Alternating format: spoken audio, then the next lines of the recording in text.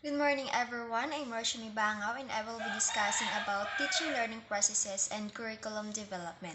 So, when we say teaching learning processes, it is an arrangement of the environment in which students can interact and study how to learn.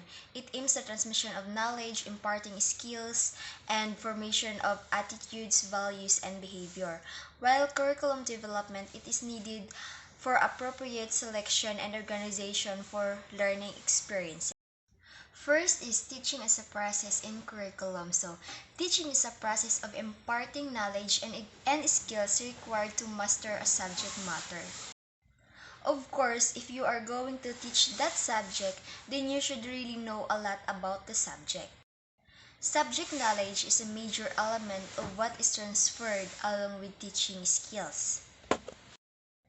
Teachers who love the subject they teach is so thrilling that it is inspire pupils to pursue subject themselves when they move universities and the world of work.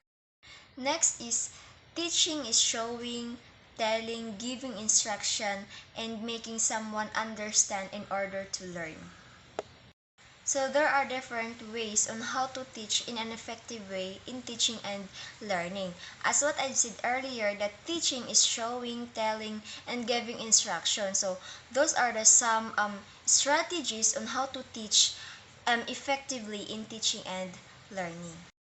Teachers also understand how students best learning concept, content, and skills.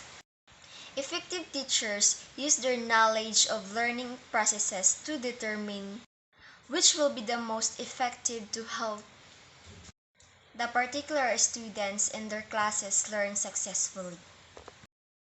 So there are three types of teaching process, which is planning, implementing, and evaluating. The first types of teaching process is planning phase. So planning phase is the needs of the learners.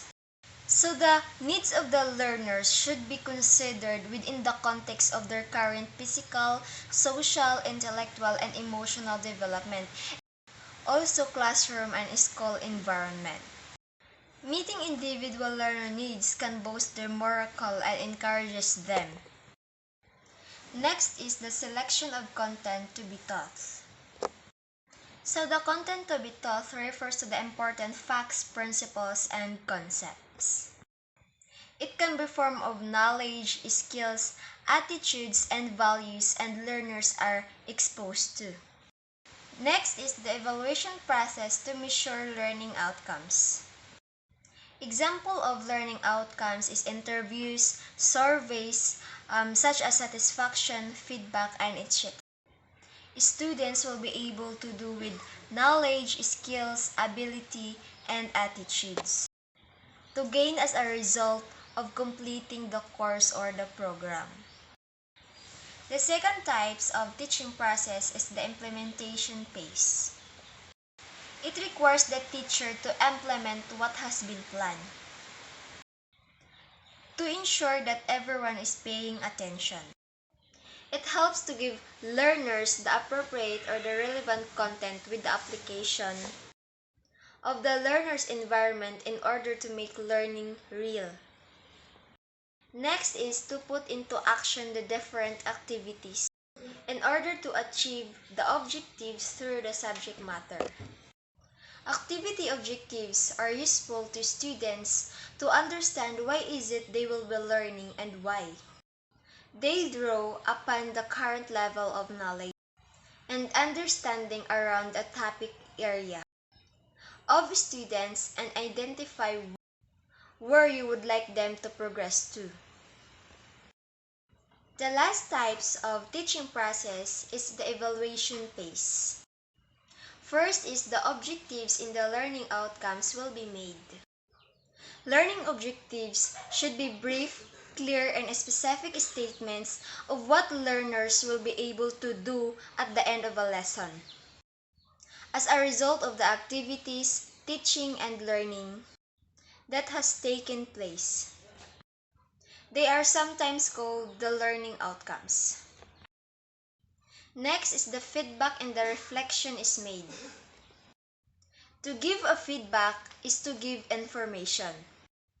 as to whether the three phases, which is the planning, implementing, and evaluation phases, were appropriately done and gave good results. In short, feedback is the reflection on the feedback. So we're done in types of teaching process. So now let's tackle about learning as a process in curriculum. First is to teach is to make someone to learn. Of course, if the teacher teach effectively and understand the lesson, students also understand and learn effectively about the lesson. Learning by teaching can help improve students' efficacy, confidence, and communication skills. If students feel confident enough to explain it to someone else, they might develop a higher self-efficacy. Next is learning is usually defined as a change in an individual's behavior caused by the experiences or self-activity. We can say that learning has taken place if individuals behave, react, and respond taken from others as a result of experiences, change in behavior, or our behavior. Next is behavioral learning theories. All behaviors are learned through interaction with the environment. This learning theory states that behaviors are learned from the environment and says that inherited factors have very little influence on behavior. Next is cognitive learning theories. One of the examples of cognitive learning theories is asking students to reflect on their experience. So it explains how internal and external factors influence an individual's mental processes to supplement learning. Last is discovery learning of Jerome Bruner states that the individual learns from his own discovery of the environment.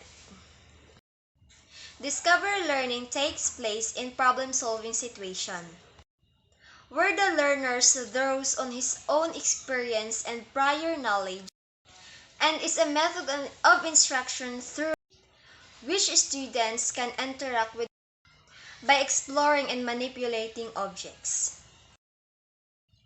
That's all, thank you.